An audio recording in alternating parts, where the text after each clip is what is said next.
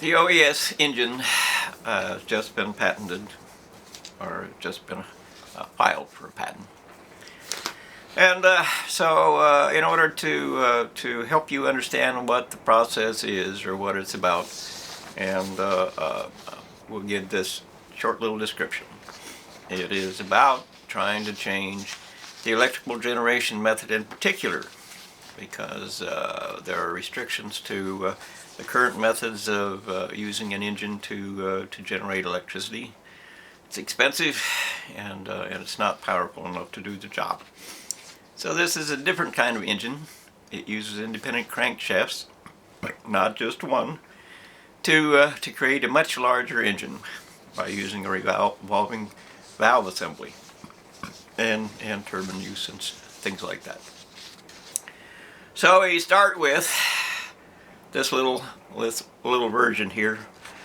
So this is a rotating valve in the middle, and this little red spot is where the exhaust comes out. This is a turbine, and these 4 green parts are cylinders. That's and imagine an engine that uses 50 cylinders, and is roughly the valving would be 50 feet across or something like that. So roughly 12,000 horsepower, or in that general area. And that's what is needed to fully create an electrical use machine.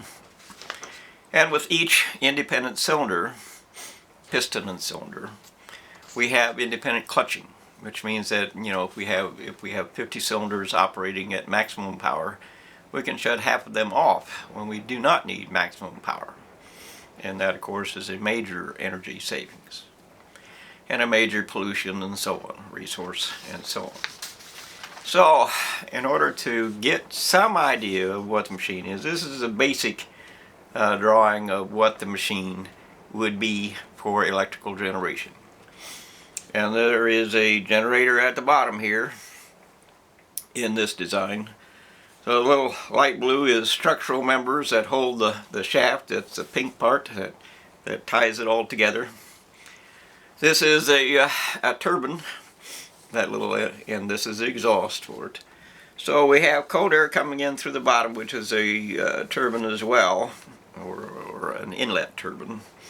That's divided in half, and it goes through the valving here, which has blocks to cut it off, to separate it when you don't want that cylinder in the machine. So it ignites in the piston cylinder here, and then the exhaust travels up through the turbine and out the building. And there isn't a whole lot more to it than that, so other than a few things that it requires to be able to do that. You can read about it in my website, and yeah, you can look.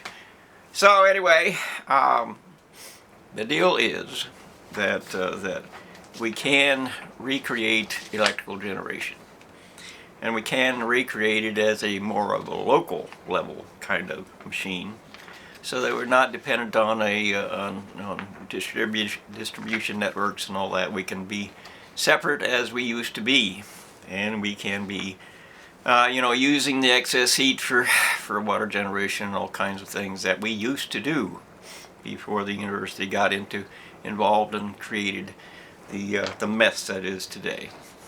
And while you could say that it's better to have a machine that covers all of us and interconnected, so that we can all share the basic load of the basic machines, the end result is that you'll lose about 10% of the electricity generated just because of distribution lines. So this is a 4-cycle machine. When the explosion is compressed, in the cylinder, and there's very little room, like a standard engine is. And then, of course, it's a 2-cylinder machine, or a 2-cycle machine, when the explosion is created inside the chamber, when it's completely open, piston all the way back, and then that explosion is pushed out into the turbine by the piston, and that makes it a 2-cycle instead of a 4-cycle machine. So that's the basic use, the basic plan, and of course it has to be proven before it can be used. But that should not be a particularly hard thing to do. It's it's open to all the public to give it a try. It's not open for free use. It's a patent, and I expect to collect 3% or so of your sales as a reward for the patent, and that will go to a charity affair. 90% of it will go to a charity affair, so that some good can come of it. Once it's proven to generate money and be useful and so on. So that's that.